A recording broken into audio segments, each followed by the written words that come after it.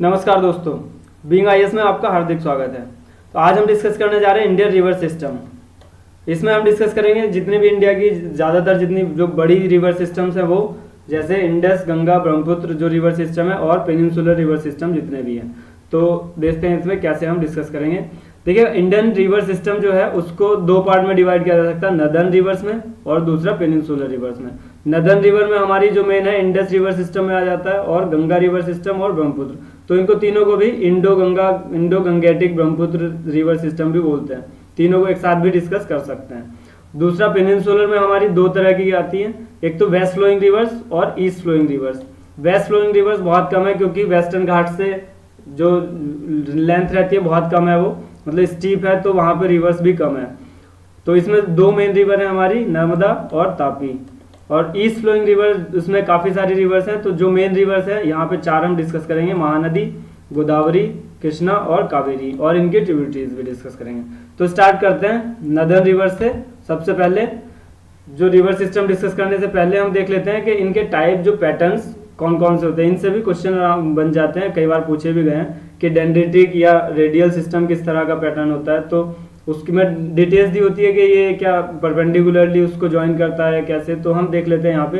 देखिए, डेंड्रिटिक जो पैटर्न होता है वो होता है हमारा ट्री के जो रूट होती है उसकी तरह से। तो यहाँ पे इमेज देख लेते हैं, मतलब कहीं से भी आके ऐसे मिल रही होती है रूट की तरह, कहीं से भी बहुत सारी, जैसे भी ट्री रूट होता है, ट्री ब्रांच होती है, उसके हिसाब से ये मिल रही होती है। इसको डेंड्रिटिक सिस्टम, डेंड्रिटिक पैटर्न कहते हैं। दूसरा हमारा आता है रेडियल और सेंट्रीपिटल। रेडियल जो होता है हमारा एक पहाड़ी से या तो निकल रही होती है और चारों दिशा में, मतलब ऑल डायरेक्शंस में जा रही होती है। जैसे कि ये है, यहाँ पे एक हमारी पहाड़ी या हिल है, उससे सारी डायरेक्शंस में जा रही होती है रिवर, तो इसको हम रेडियल सिस्टम बोल देते हैं। और इसी के जैसा होता है हमारा एक सेंट्रीपिटल। सेंट्रीपिटल जैसे फोर्स होता है तो एक सेंटर में आ रही होती है। तो ये है कि जैसे चिल्का लेक टाइप की होगी, तो वहाँ की जो रिवर्स हैं चारों तरफ पहाड़ हैं और एक किसी लेक या पॉन्ड में आके गिर रही होती है। तो ये हमारा सेंट्रीपिटल होता है। जैसे ये, तो यहाँ पे मतलब ये लेक है और इसमें चारों तरफ से रिवर आके गिर रही है, तो ये हमारा सेंट्रीपिटल हो गया। उसके बाद हमारा आता है ट्रेलिस। इस पे एक क्वेश्चन आया था यूपीएससी आईएएस सिविल सर्विस के एग्जाम में, तो कि ट्रेलिस पैटर्न कैसा होता है। देखिए, ट्रेलिस होता है ये 90 डिग्री पे, जब मेन रिवर को और जो उसकी ट्रिब्यूटरीज होती है वो 90 डिग्री पे ज्वाइन करती हैं, तो ये पैटर्न हमारा ट्रेलिस पैटर्न होता है। तो आइए डिस्कस करते हैं इंडस रिवर सिस्टम। पहले पीसीएस के हिसाब से हम अगर तैयारी करेंगे तो हमें याद रखने की ज़रूरत है कि कहाँ से ओरिजिनेट होती हैं, कौन से पास से ये गुजर रही होती हैं, कौन कौन सी इसकी ट्रिब्यूटरीज हैं। क्योंकि पीसीएस में बहुत ज़्यादा फैक्चुअल क्वेश्चन आते हैं, तो किसी भी तरह के क्वेश्चन यहाँ से बन सकते हैं। और ये तो मतलब इनकी ट्रिब्यूटरीज और कहाँ से ओरिजिनेट हो रही है, कौन से पासेस से गुजर रही है, ये सब तो याद रखने की ज़रूरत ही होती है। तो किसी भी एग्जाम में ये पूछे जा सकते हैं। तो देखिए, यहाँ से जो इंडस रिवर सिस्टम है वो बोकारो से निकलती है, जो कि कैलाश माउंटेन रेंज में है, बोकारो के पास से निकलती है। यहाँ पे अगर देखेंगे तो इससे थोड़ा सा नीचे जो है हमारी मानसरोवर लेक है, तो इसके पास ही जो है हमारा ये ग्लेशियर है कैलाश रेंज का। तो यहाँ से ये ओरिजिनेट होती है इंडस रिवर, और इसको वहाँ पे जो है सिंगी खम्बम के नाम से भी जाना जाता है, सिंगी खम्बन या लायंस माउथ। तो ये जो तिब्बतियन प्लेट्यू है उसमें इस नाम से जानी जाती है। और जो है ये हमारी, ये याद रखें कि लद्दाख रेंज और जास्कर रेंज के बीच से ये गुजर रही होती है। जैसे यहाँ पे अगर हम देखेंगे इंडस, तो ये ऊपर हमारी, ये जहाँ से ये जा रही है ये हमारी जास्कर रेंज हो जाएगी, और यहाँ पे ऊपर की तरफ लद्दाख रेंज हो जाएगी। तो इनके बीच से ये इंडस रिवर गुजर रही होती है। और यहाँ पे गिलगिट में जो है, गिलगिट के पास में जम्मू कश्मीर में, ये एक डीप जॉर्ज बनाती है, गोर्ज, मतलब जो गहरा, ये एंटीसीडेंटल रिवर है। तो इनका पाथ पहले से डिसाइड था, और बाद में जब हिमालय वहाँ पे सटा जाके, तब भी इनको अपना पाथ बनाना या तो खोजना पड़ा, उनको काट के, जो माउंटेन्स हैं उनको काट के, मतलब जो कि गोर्ज कहलाते हैं, तो वहाँ से ये निकल रही होती है। उसके बाद हमारी जो मेन ट्रिब्यूटरी है, यहाँ पे अपर रीजन में जितनी भी ट्रिब्यूटरी है, नीचे तो हमारी 5 ही नदी, मेन नदी आ जाएंगी, झेलम, चिनाब, रावी, सतलज, बीस।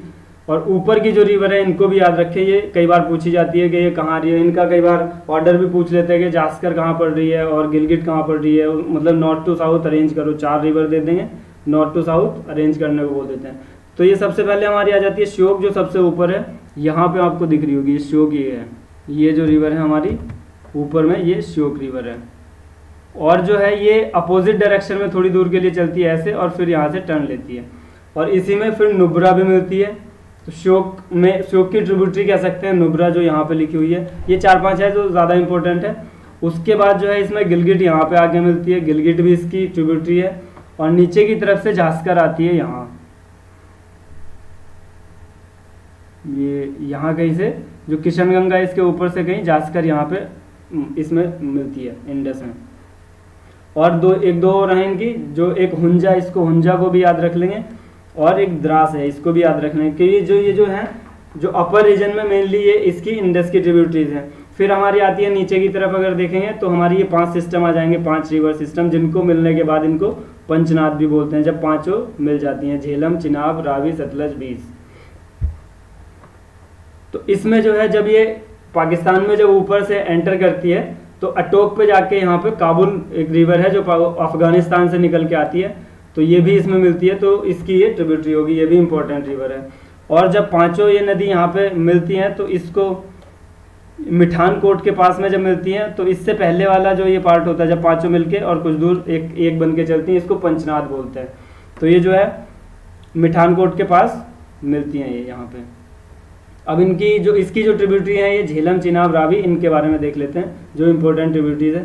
तो देखिएगा झेलम जो है इसका ओरिजिन कहाँ है कि वेरीनाग से ये निकलती है, पीर पंजाल से निकल के और कश्मीर वैली से भी होते हुए निकलती है ये जो है वुलार लेक से भी निकलती है, श्रीनगर की जो है श्रीनगर से निकलती है और वुलार लेक से निकलती है। और जो झेलम जो है हमारी ये बॉर्डर बनाती थी इंडिया और पाकिस्तान के बीच। अगर आप देखेंगे ये यहाँ पे जो लाइन लिखी हुई है ये लाइन ऑफ एक्चुअल कंट्रोल है, लेकिन जो हमारी LOC है वो ये थी।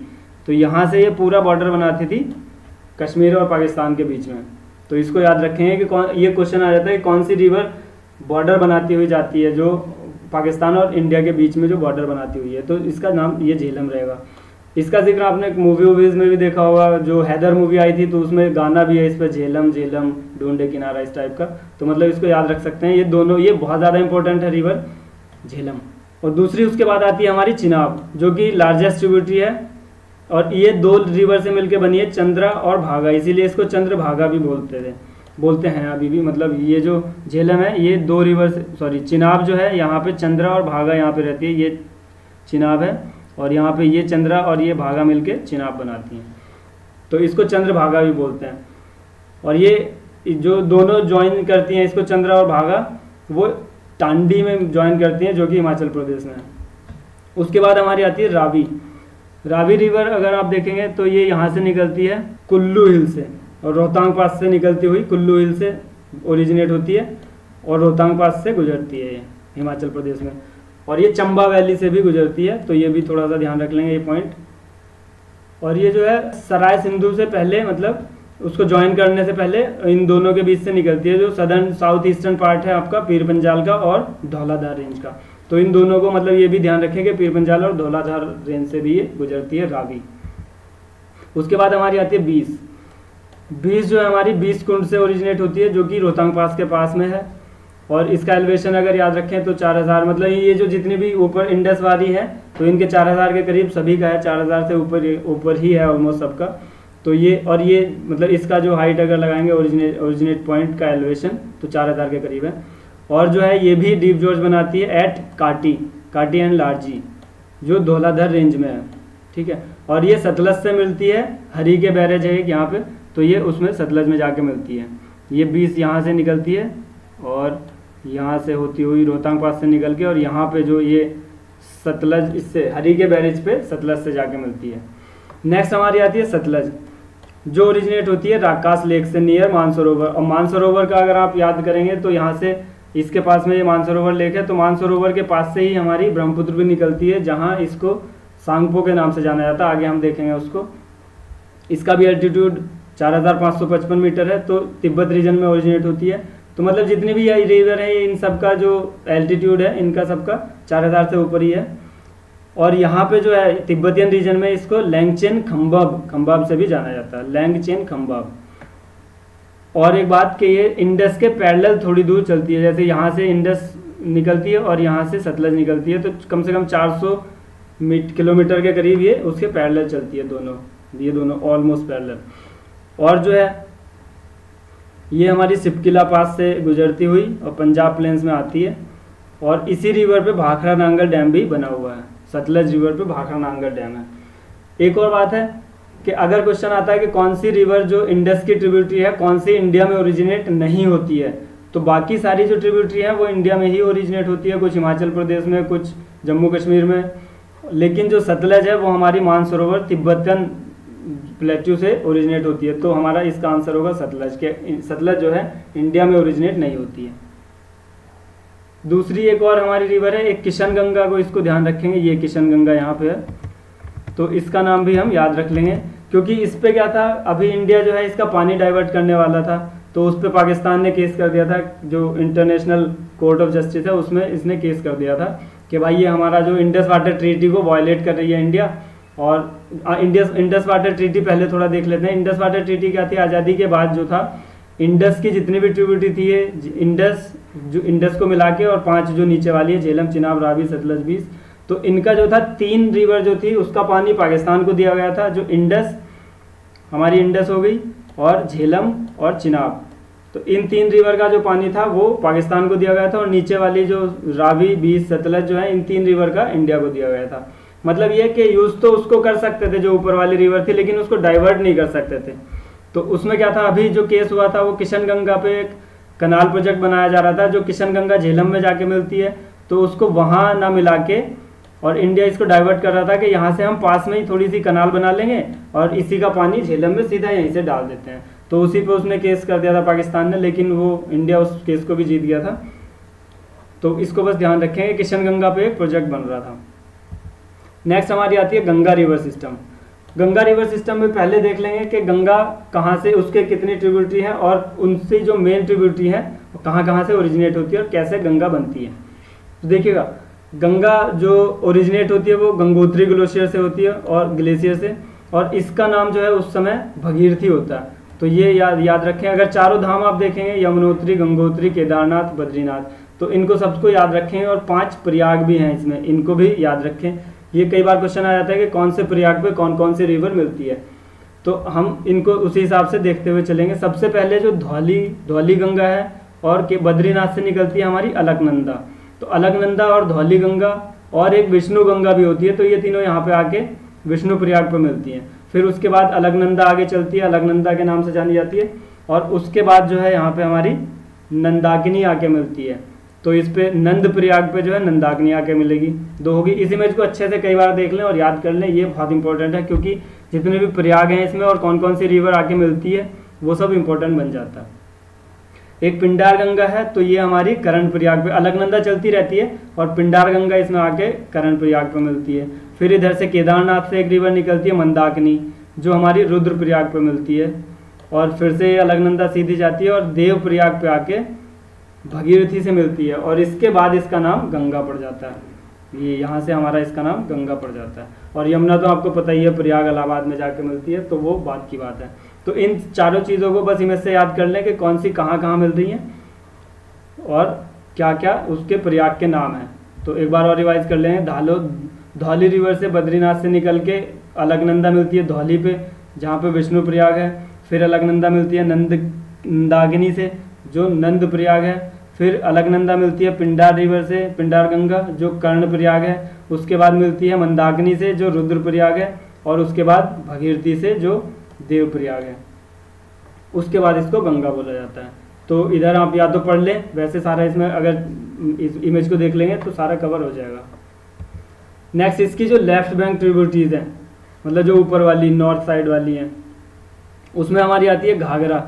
सबसे पहले तो हमारी जैसे रामगंगा, गोमती, घाघरा, गंडक, कोसी। तो पहले हम घाघरा डिस्कस कर लेते हैं। यहाँ पे रामगंगा थोड़ी छोटी रिवर है, तो मतलब उसको भी डिस्कस करेंगे। और वो ये उत्तराखंड से निकलती है, और नजीबाबाद, ये उत्तर प्रदेश का एक छोटा वो है बिजनौर डिस्ट्रिक्ट में, वहाँ से होके हुए निकलते जाती है और गंगा में मिलती है।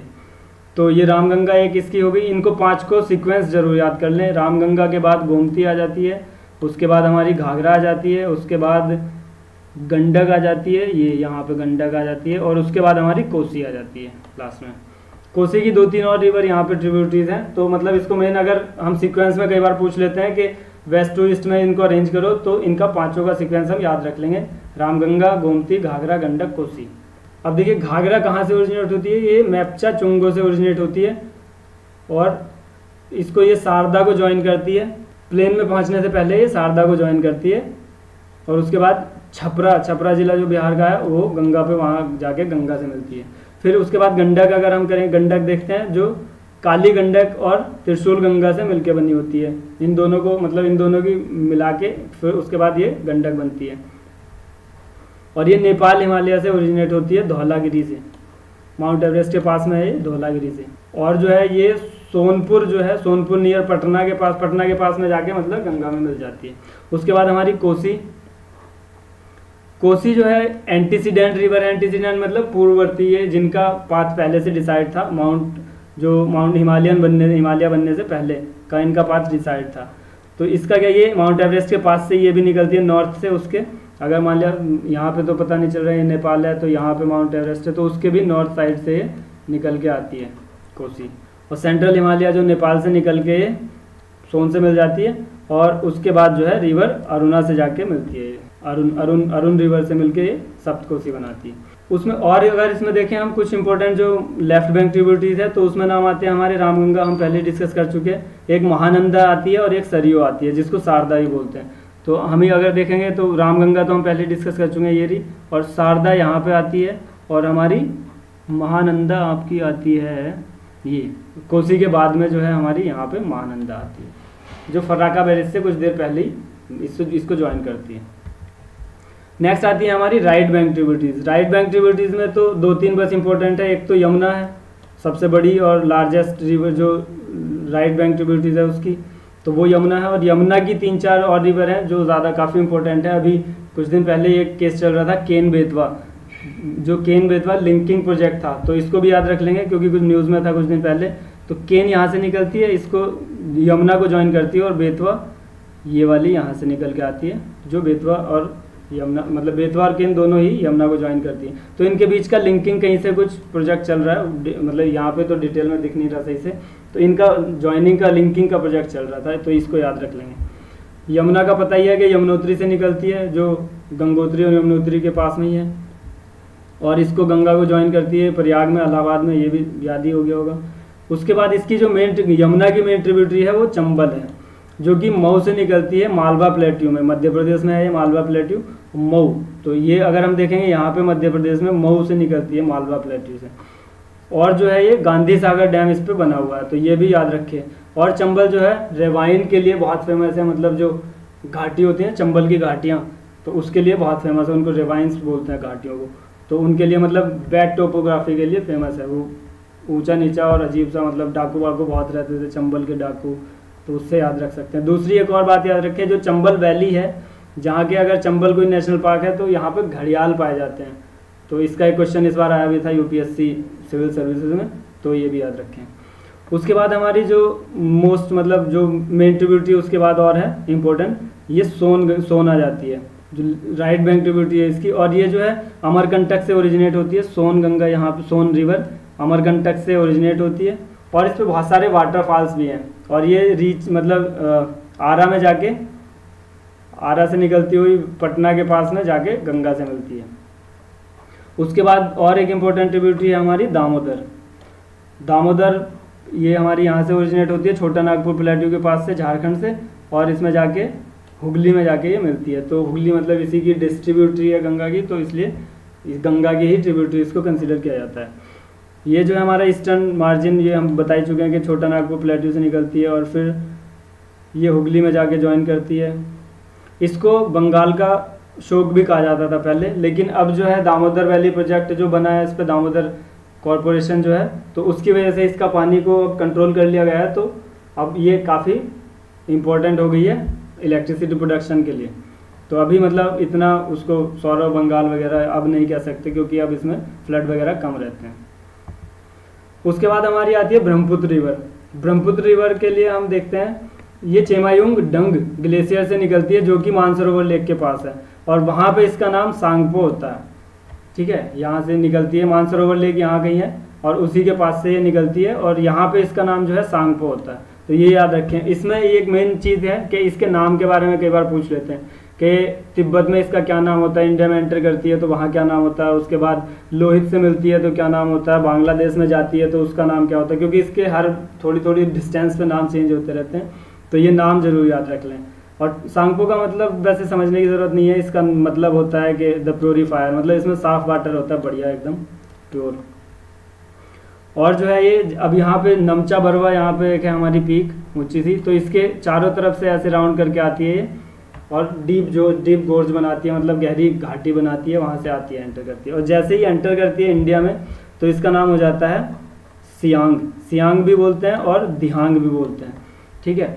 अब उसके बाद जैसे यहाँ से एंटर करी है तो सियांग और दिहांग बोल दिया। अब यहाँ पे एक रिवर इसको आके मिलती है जिसका नाम होता है आपका ये दिबांग या शिकांग, मतलब इनके नाम भी अलग अलग हैं कि दिबांग भी बोलते हैं कुछ लोग और कुछ लोग शिकांग भी बोलते हैं। तो ये वाली जो है दिबांग या शिकांग इसको आके मिलती है। उसके बाद जैसे आगे चलती है तो इसको लोहित रिवर आके मिलती है। अब लोहित रिवर जब मिलती है इसको, उसके बाद इसका नाम ब्रह्मपुत्र पड़ जाता है, ये बड़ा सा लिखा हुआ। तो उसके बाद लोहित मिलने के बाद इसका नाम ब्रह्मपुत्र बन जाता है। और इसकी कुछ ट्रिब्यूटरीज हैं, यहाँ पे देख लेंगे। तो इनमें जो मेन ट्रिब्यूटरी है आपकी लेफ्ट बैंक ट्रिब्यूटरी है, उसमें बुरही आएगी, दिहिंग आएगी और धनसरी आएगी। यहाँ पे आपकी ये सुबनसरी जो है राइट बैंक ट्रिब्यूटरी है, तो इसके पास में ही हमारी धनसरी यहाँ कहीं से रहती है।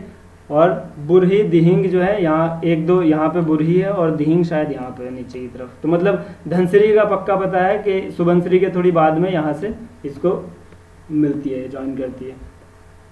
और जो राइट बैंक ट्रिब्यूटरी है उसकी तीन चार ये भी हैं, सुबनसरी, कामेंग, मनस और संकोश। तो सुबनसरी हमारी राइट बैंक ट्रिब्यूटरी यहाँ से आ रही है, और ये जो हमारी है कामेंग और मनस, ये मनस है हमारी, और इससे पहले यहाँ पे कामेंग ज्वाइन करती है इसको, इसका भी याद रखें, कामेंग यहाँ से ज्वाइन करती है। और मनस जो मतलब हमारा आसाम से निकल रही होती है, मनस नेशनल पार्क भी आता है, तो ये उसके थ्रू जाती है, तो ये हमारी मनस रिवर इसको ज्वाइन करती है।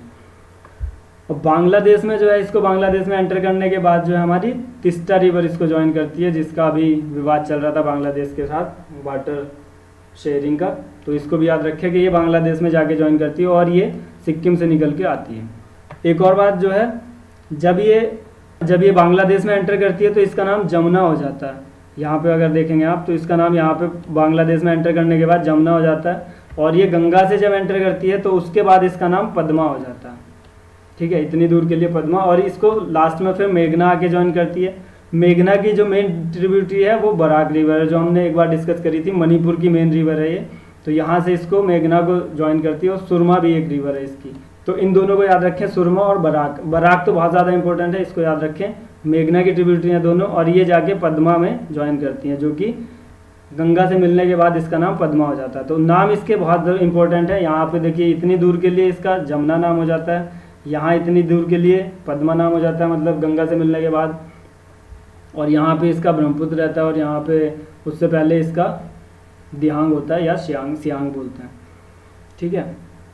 और उसके बाद ये मतलब बे ऑफ बंगाल में डेल्टा बनाते हुए गिर जाती है।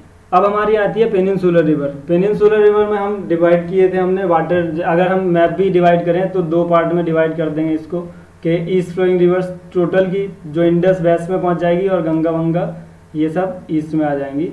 और ये ऐसे करके ये सारी हमारा जो वाटर डिवाइड अगर करना चाहे तो इस तरह से हो जाएगा। और तो इसमें हम दो पार्ट में इसको डिस्कस करेंगे पेनिनसुलर रिवर को, एक जो ईस्ट फ्लोइंग रिवर्स हैं और दूसरी वेस्ट फ्लोइंग रिवर्स। तो पहले हम देख लेते हैं ईस्ट फ्लोइंग रिवर्स, वही बहुत ज़्यादा हैं, वेस्ट फ्लोइंग रिवर्स तो बहुत कम। और मतलब जो भी दो हैं वो नर्मदा तापी इंपॉर्टेंट है, उनको भी डिस्कस करेंगे। और ईस्ट फ्लोइंग रिवर पहले देख लेते हैं। जो महानदी सबसे पहले आ जाती है, जो कि सिहावा में निकलती है, सिहावा रायपुर डिस्ट्रिक्ट में, जो छत्तीसगढ़ से निकलती है और उड़ीसा से होते हुए बे ऑफ बंगाल में गिर जाती है। तो बस थोड़ा सा इसका ओरिजिन याद रख लें।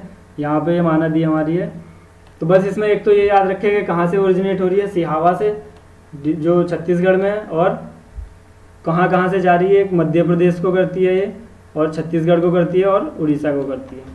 इन तीनों को कवर करती है। यहाँ से मतलब पानी आता है इसका मिलके, जो भी ट्रिब्यूटरीज वगैरह सब जो कवर करती है। उसके बाद जो मेन हमारी ईस्ट फ्लोइंग रिवर है वो हमारी आती है गोदावरी। गोदावरी जो है हमारी पेनिनसुलर रिवर की सबसे बड़ी रिवर है, और इसको दक्षिण गंगा भी कहते हैं। जैसे मतलब गंगा हमारी नदर्न प्लेन के लिए है, तो इस जो पेनिनसुलर रिवर में ये गंगा की तरह होती है, तो इसलिए इसको दक्षिण गंगा भी कहते हैं। और ये हमारी नासिक जो है महाराष्ट्र से निकल के आती है। तो अगर आप देखेंगे गोदावरी यहाँ से कहीं से, ये महाराष्ट्र में नासिक है, यहाँ से निकल के आ रही है गोदावरी। इसकी जो कुछ ट्रिब्यूटरी भी याद रख लेंगे, एक तो पेनगंगा यहाँ से ज्वाइन करती है, मंजरी यहाँ से ज्वाइन करती है, और वेनगंगा पेनगंगा के थोड़ा नीचे से वेनगंगा ज्वाइन करती है। उसके बाद हमारी इंद्रावती ज्वाइन करती है इसको, और उसके बाद ये डेल्टा बनाते हुए गिर जाती है। यहाँ पे गोदावरी डेल्टा बनाती है और बे ऑफ बंगाल में गिर जाती है। तो ये सब नाम हमने याद कर ही लिए हैं, पेनगंगा, इंद्रावती, प्राणहिता भी इसको ज्वाइन करती है, मंजरा और वेनगंगा, ये सारी रिवर इसकी हैं ट्रिब्यूटरी, इनको भी याद रख लेंगे। अगर पूछा जाएगा कौन कौन से स्टेट से ये गुजर रही है, तो हम यहाँ से याद रख सकते हैं कि महाराष्ट्र से, क्योंकि नासिक में ओरिजिनेट हो रही है। उसके बाद मध्य प्रदेश को भी ये निकलती है। उसके बाद हमारा आ जाता है छत्तीसगढ़ से भी ये मतलब जाती है, और उसके बाद उड़ीसा, उसके बाद आंध्र प्रदेश। उसके बाद देखते हैं हमारी आती है कृष्णा रिवर। ये हमारी महाबालेश्वर से ओरिजिनेट होती है, सह्याद्री जो मतलब वेस्टर्न घाट है वहाँ से ओरिजिनेट होती है। और जो इसकी जो 2-3 ट्रिब्यूटरी है मेन, वो हमारी आएगी कोयना, तुंगभद्रा और भीमा। तो बस इनके नाम याद रख लेंगे, कोयना, तुंगभद्रा और भीमा जो है कृष्णा की ट्रिब्यूटरी हैं। कई बार बस पूछ लेते हैं कि ये कौन सी रिवर की ट्रिब्यूटरी है, तो बस नाम याद रखेंगे तो काम हो जाएगा अपना। और ये कौन कौन से स्टेट से जा रही है, एक तो कर्नाटक से जा रही है, सबसे पहले महाराष्ट्र से जा रही है, फिर कर्नाटक से, और फिर हमारा आंध्र प्रदेश से। तो अगर देखेंगे इमेज में, तो ये हमारी आ गई कृष्णा रिवर, और यहाँ से निकल के आती है महाबालेश्वर से, और ये भीमा इसको ज्वाइन करती है, फिर इसको तुंगभद्रा ज्वाइन करती है, और तीसरी कौन सी थी, ये वाली भीमा, तुंगभद्रा और कोयना। तो ये इसको ज्वाइन करके और फिर डेल्टा, ये भी डेल्टा बनाती है। याद रखिएगा जो इस फ्लोइंग रिवर से ज़्यादातर वो सब डेल्टा बनाती हुई गिरती हैं। उसके बाद हमारी आती है कावेरी रिवर। कावेरी जो है ब्रह्मगिरी हिल से निकलती है कर्नाटक में। और इसकी एक बात और ख़ास बात ये है कि ये जो है पेरिनियल रिवर है, क्योंकि जो वेस्टर्न मानसून आता है तो उससे भी इसको रिवर मतलब रेनफॉल मिलता है। जो साउथ वेस्ट मानसून होता है, समर मानसून, उससे भी इसमें पानी रहता है। और जो हमारा रिट्रीटिंग मानसून होता है, जो नॉर्थ ईस्ट मानसून होता है विंटर वाला, उससे भी इसको पानी मिलता है। तो मतलब ये जो है नॉर्मली मतलब पूरा ईयर इसमें पानी रहता है। तो साउथ इंडिया की अगर हम कहें पेनिनसुलर की, एक ही एक रिवर है जो कि पेरिनियल है, मतलब पूरे सीजन उसमें पानी रहता है, ऑलमोस्ट पूरे सीजन पानी रहता है। इसका याद रखिए 2-3 इसकी भी ट्रिब्यूटरी हैं जो इंपॉर्टेंट है, एक काबिनी है और भवानी है और अमरावती है। ध्यान रखिएगा, एक अमरावती अलग है जो कि कावेरी की ट्रिब्यूटरी है, और दूसरी हमारी है इंद्रावती जो हमारी गोदावरी की ट्रिब्यूटरी है। तो उनमें कंफ्यूज ना करें, दोनों को याद रखें। उसके बाद हमारी आती है वेस्ट फ्लोइंग रिवर्स। उसमें सबसे पहले हम 2 ही रिवर इसमें काम की है, एक तो नर्मदा और तापी। तो सबसे पहले नर्मदा को डिस्कस करते हैं। ये हमारी अमरकंटक से ओरिजिनेट होती है। अगर आप देखेंगे यहाँ पे, तो ये छोटा नागपुर प्लेट्यू से पहले वाली जो रेंज है अमरकंटक की, यहाँ महादेव हिल के बाद मकई हिल, ये इनके पास की जो यहाँ से ओरिजिनेट होती है। और ये नर्मदा, ये मतलब दोनों रेंज से, एक तो ये याद रखें कि सतपुरा रेंज और विंध्या रेंज, इन दोनों के बीच से जो ये डीप वैली बनाती हुई निकलती है। तो ये याद रखें। देखिए सतपुरा साउथ में रहता है और विंध्या जो है हमारा नॉर्थ में पहुँच जाता है। इन दोनों के बीच से नर्मदा रिवर निकलती है। और ये क्या है, धुआंधार वाटरफॉल है। इस पे जो मतलब मार्बल्स जो रॉक है, मार्बल रॉक को काट के धुआंधार वाटरफॉल बनता है यहाँ पे। उसके बाद इसी रिवर पे, नर्मदा रिवर पे सरदार सरोवर डैम भी है, सरदार सरोवर प्रोजेक्ट। तो ये याद रखें। 2-3 चीज़ें बस इसमें याद रखने वाली, एक तो कहाँ से निकलती है, कौन कौन सी रेंजेस से ये निकलती है, बीच में से ओरिजिनेशन पॉइंट कहाँ है, और एक इसमें प्रोजेक्ट है चल रहा है सरदार सरोवर प्रोजेक्ट। तो इसको याद रखें। दूसरी इंपॉर्टेंट जो वेस्ट फ्लोइंग रिवर है वो हमारी तापी है, जो मुल्तानी से ओरिजिनेट होती है। मुल्ताई जो बैतूल डिस्ट्रिक्ट में है मध्य प्रदेश से, यहाँ से ओरिजिनेट होती है। और इसमें बस ये है कि महाराष्ट्र में जाती है, थोड़ा सा महाराष्ट्र में रहता है, फिर मध्य प्रदेश में भी इसका पार्ट ड्रेन करती है ये, और गुजरात को भी ड्रेन करती है थोड़ा थोड़ा। तो मतलब यहाँ पे मध्य प्रदेश आ गया, फिर यहाँ महाराष्ट्र भी थोड़ा सा, और यहाँ पे गुजरात का एरिया ड्रेन करती है। और देख लेते हैं, देखिए वेस्ट फ्लोइंग रिवर्स में अभी हम डिस्कस कर रहे हैं, तो उनमें और भी कुछ इंपॉर्टेंट रिवर है, जैसे साबरमती, आपने नाम सुना होगा, गांधी जी का आश्रम है साबरमती आश्रम। तो ये भी बहुत इंपॉर्टेंट रिवर है जो अहमदाबाद से होती हुई जाती है, गुजरात में मतलब है। और माही जो है ये भी गुजरात की एक इंपॉर्टेंट रिवर है। तो साबरमती आप यहाँ देख सकते हैं ये रही, और माही यहाँ पे, ये भी गुजरात का पार्ट ड्रेन करती है। पार्ट क्या, गुजरात ही में है ये। दूसरी आती है हमारी जो शरावती रिवर है, इस पर हमारा जोगफॉल है, तो इसको भी याद रखें, जो कर्नाटक की है। और उसके बाद एक ये जो मतलब इनके बस नाम याद रख लें और थोड़ा सा देख लेंगे कहाँ कहाँ है। तो मंडूवी रिवर है, ये गोवा की है। और नीचे ये 3 रिवर और आती हैं, भरतपुजा, पेरियार। पेरियार का एक लिंकिंग का काम चल रहा था इसका, तो इसलिए पिछले साल 2016 के पेपर में शायद आया था ये पेरियार लिंकिंग रिवर का जो प्रोजेक्ट चल रहा था। तो पेरियार हमारी केरला की रिवर है, और पंबा, ये 3 हमारी केरला की रिवर, भरतपुजा, पेरियार और पंबा। मंडुवी जो है हमारी गोवा की रिवर है।